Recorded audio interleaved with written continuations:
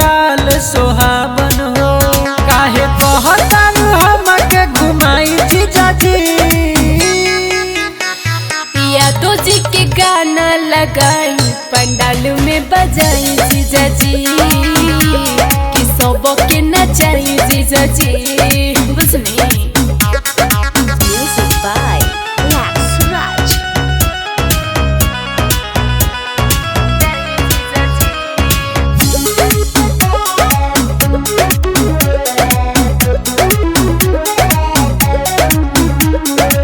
बाद में कमर हिलई हमर साली, चल न कीन दे हम ओठवा के लाली। भक्ति के मूड अभी चढ़ल बाजी जे, ओइसे न तू कर नतीजे। बड़ी बहतारू कमर हिलाई जीजाजी। यादव जी के गाना लगाई पंडाल में बजाई जीजाजी कि सबके नचाई जीजाजी।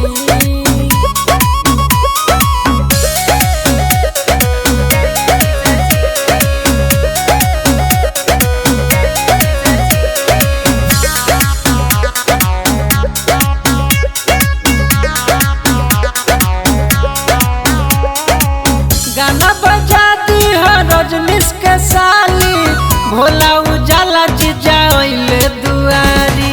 माई के पूजा करब हम हाली हाली, चलो न जीजा लेके पूजा की थाली।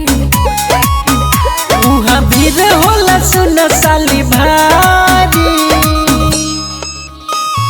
यादव जी के गाना लगाई पंडाल में बजाई जीजाजी कि सबके नचाई जीजाजी।